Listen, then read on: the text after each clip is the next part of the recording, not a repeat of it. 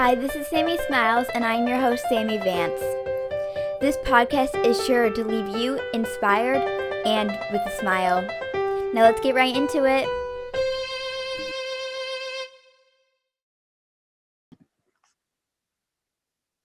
Hello, everyone, and welcome back to this week's episode of Sammie Smiles. I'm your host, Sammie Vance, and today we have the amazing Juliette Blake with us. Juliette is a co-founder of the amazing app and website called Miss O and Friends, plus the Girl to Girl Wall. Miss O and Friends is an original media and lifestyle brand that offers a platform for tween and teens, which is awesome, and specifically girls, so that they can safely express their feelings and emotions and everything. And I've been a part of this group for quite a while now, and I love it and think of it as a family. So for any young girl out there who is just like in need of a safe place, I highly recommend this and to join the family. So thank you, Juliette, so much for being here. Thanks for having me. I'm so excited. Thank you. So I guess we could start off from the beginning. So I think it was about 2.5 years ago that I joined the site and everything, and I've loved it ever since, enjoyed it and everything. So I know that you started this at a pretty young age as well and co-founded it, which kind of goes along the lines of what I like to say, you don't just have to be an adult to make a difference, you could be a kid too. So can you tell us a little bit about your inspiration to start Miss O and a little bit more about what it is? Yeah, absolutely. And I love that saying, first of all, because I totally agree. Miss O and Friends was actually inspired by drawings that I did when I was 10. So I was young. I'm not anywhere near 10 anymore. And I doodled these girls that I called cool girls. And my mom, her background is in graphic design, illustration, and my sister, Olivia, also does a lot of drawing, and especially did when she was younger. And my mom took the kind of those drawings and made a Juliette character and an Olivia character. And for years, it was really just a hobby, like for the three of us. She's like, oh, make Juliette go skiing or make Olivia play soccer. Just things that we like to do, and brought them to life on the computer. And it was just something fun. Like we didn't show it to anybody. It was just like a fun little let's sit around and do this with mom type thing. And so Olivia is 5 years younger than I am. So it was her 8th birthday party. I was 13. So I was like thick in the middle of super, super fun middle school, my friends and I dealing with like all that awesome stuff. And I was also the older sister chaperone at this birthday party. So it was the first time that I started seeing things happening with Olivia and her friends that my friends and I were going through. And it was honestly really horrifying, and just like really upsetting because she's my sister and she's I only have one sister, but she's 5 years, my baby sister. And it was just also kind of shocking. Like I said, I was 13 and I thought I was like all big and old and mature. So seeing like an 8 girl who was just turning 8, seeing her friends like clicking off and leaving each other out, or talking about their boyfriends and talking about how they didn't want to eat birthday cake because they didn't want to get fat was like really devastating for me. And so what I wanted to do was create something for Olivia and her friends to help them through middle school. Olivia's nickname is Miss O, hence the name Miss O and Friends. And so when I was 16, we officially launched the company as a website, misso.com. And really the goal from when we first launched was just to create this safe place online where girls can just be girls. It's always been for really that tween demographic, that like 8 to 14, like young teen, because it is such a hard time in a girl's life. There's so many things that are going on. And we really just wanted to create something specifically for girls. And we've always been by girls, for girls. Our company's, changed a lot over the years. But it's always been really true to that mission of being by girls, for girls, and creating this safe place online where girls can just be themselves. I love that. And I think that's just amazing and super inspiring. And I like it because, like, yeah, a lot of times, especially around that age, girls are dealing with a lot of tough things and it's hard to just get through life. And I think that helps. Like, it's helped so much. And speaking about that, the Miss O site helps so many different causes and girls in so many different ways. There's everything from like mental health, LGBTQIA+, environmental activism, and everything in between. So can you tell us about why you picked these topics and like why you why you did and like a little bit about them and everything? Totally. Really, like everything that we do on Miss O is directed by our user community. We really like we say we're by girls for girls, but we really are. It's our girls who are directing us in like every single way possible, and it's our community that has suggested these groups and that they want them, and so we want to give them these groups where they can safely and positively and in a healthy way socially engage in topics that are important to them or things that they have questions about. And we have on the Girl to Girl wall, we have like over 40 different groups that really, as you kind of hit on a few, they just really range. And we have some groups that are more serious when it comes to coping or bullying or friendship problems. Periods and puberty are obviously like a really big question and conversation topic. But then we also have like, what should I wear on my first day of school? Or like, my mom won't let me wear makeup, but like she says I can wear mascara. Like, what mascara should I wear? Or things like that. So girls are really talking about anything and everything. And we want to provide as many groups as possible because every girl is so different and every girl has different interests and every girl has, different things that she has questions about or is an expert in, because that's also what our platform is used for. Is it's really a way for girls to be experts in the things that it is that they care about, whether it is environmental activism or the best mascara and like semi-sheer little bit of color lip gloss that you can get away with and your mom's gonna be okay with it. Yeah, I love it. And I think it's like an amazing way for girls to be able to help other girls as well. Because, and the age range I think is perfect too, for everyone to be able to help each other. And I just love being a part of the community, and it's helped me and so many other girls as well. So I love it. And we love having you a part of the community. Thank you. Yes, I love being a part of it, like I said. So I know that Miss O actually was kind of turned into a TV show called Hyperlinked, and I really enjoyed watching it and like was so excited to see a new episode every time one came out.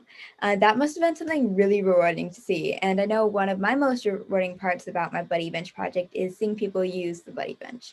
And it's also what keeps me motivated. So knowing that, what is one of the most rewarding things that has happened to you from Miss O, and what keeps you motivated?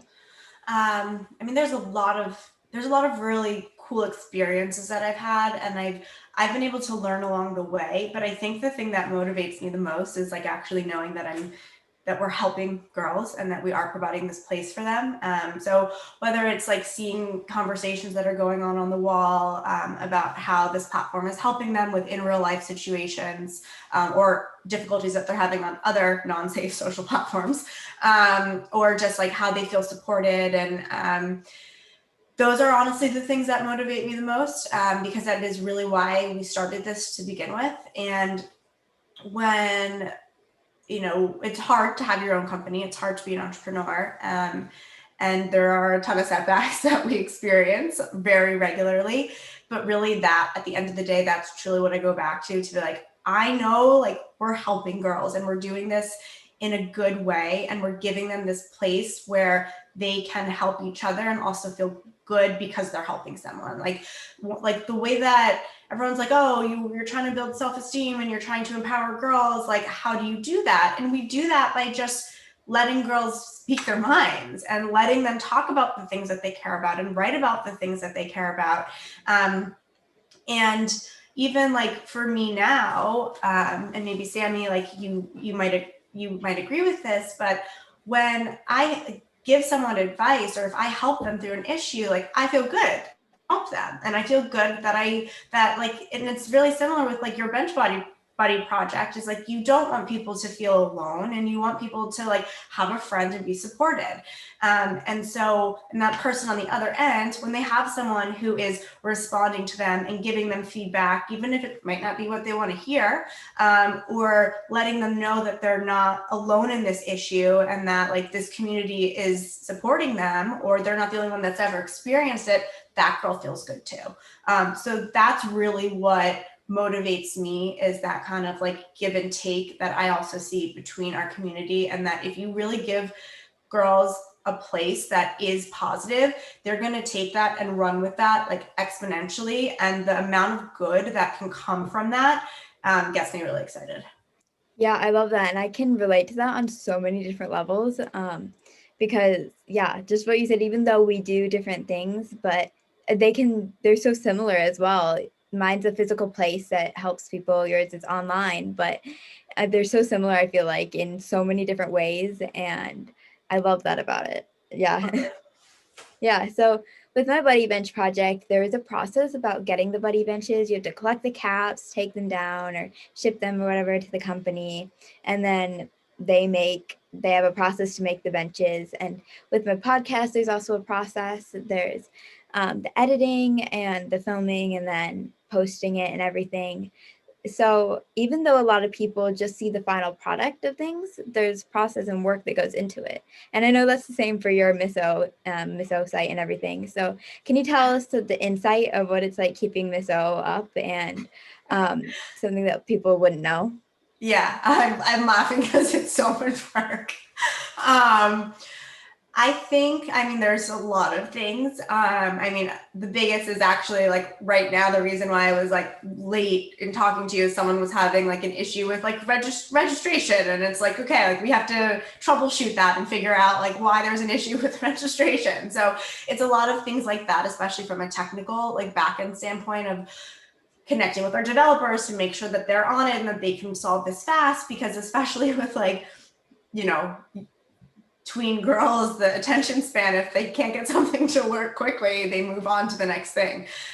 So there's a lot of that, of making sure that we're delivering like fastly and efficiently to our community and not having technical errors. But like with any tech company or website or app, like there's always going to be some type of issue. The other thing too is the girl to girl wall. In order to maintain its safety and make sure that from not only like a personally identifiable information perspective, but also from a content perspective. So looking at whether it's like bullying or hate language, like being like too judgmental, trolling, like whatever it might be. Nothing is actually posted before it is read through and approved by a real person first. So that obviously takes time from like a process perspective. And we have a ton of different moderators in different time zones who are constantly looking at the website and, checking to see what needs to be approved. But that's something that's always like an ongoing job and a really important one, because it is the core of who we are as a company, is making sure that this is truly a safe place for girls. Yeah, and I love how that the extra steps are taken just to make sure it's safe and everything. And I think that's amazing. And everything you guys do is amazing. So yeah. The reason that I picked you actually for this episode of my podcast is because it's airing on Day of the Girl. And I feel like that's just very fitting with everything in Miso and everything in Girl to Girl Wall. So I feel very lucky to be a girl, and I think it's so cool. And having a place like Miso and friends to help me with it and everything, it's just amazing. So, what does Day of the Girl mean to you? Well, first of all, thank you. I'm honored to be, the guest for this day. I think Day of the Girls is an important day because it makes people aware of certain things when it comes to being a girl, and also the power that girls have that they might not have. But I'm always also kind of like, but like what we do every day is kind of Day of the Girl, because we're always about celebrating girls and what it is that they're doing. And so I think it is a really good opportunity to showcase that to other people who might not be as involved in, working with girls and seeing like their true power. And I just think it's so cool that I get to do that basically every day. That's amazing. I love that. Everything you just said, that's just awesome. And I agree with it as well. So, is there anything else you want to say before we get on to the rapid fire round? No, I hope people check out Mizo and check out our app. We're really we're really proud of what we've been able to do with it and want to really continue to grow so we can reach girls globally, and provide this safe alternative for girls and this still like very underserved group that is not being served properly on other forms of traditional social media that's out there. And also just a place where parents can also trust that their girls are safe on our social platform, and that we genuinely have their best interests in top of mind all the time. Again, I love that, and that was amazing. So if you're ready to go into the rapid fire round, then I am. All right, I'm ready. Okay, so I'll just ask a few questions and you can answer with the first thing that comes to mind. Okay. What's your favorite animal? Dog. You probably just heard him barking in the background. Favorite color? Blue. Favorite food? Pizza. Yes, pizza. Yes. We have pizza maybe. Oh, I have 3 kids now and we eat it like 3 times a week. Yeah. Favorite random act of kindness? Giving someone a hug. I love that. If you could have lunch with anyone in the world, dead or alive, who would it be? Oh, this is not just like a second to think about. My grandfather. I love that. So would you rather have a rewind button on life or a pause button? Ooh, pause. Mm. Would you rather be able to speak all languages or be able to speak to animals? All languages. Yeah, that's probably what I would pick too. Yeah. Where can people find you and Miss O on social media to follow your guys' amazing journey? Yeah, we're just at Miss O and Friends. So yeah, find us there. Yeah, definitely. Make sure to follow them in their amazing journey. And for the last question to ask all my guests, what is something that makes you smile? Being on this podcast with you. Thank you. This is, as you can see, this is making me smile, and I love it. So thank you so much for being here. Like I said, it's making me smile, and I hope this is making all of the listeners or viewers smile as well. So again, thank you so much. This was amazing and so much fun. So for anyone listening, just have a great day, and remember that you don't just have to be an adult to make a difference. You could be a kid too. I hope you have a great day. Bye.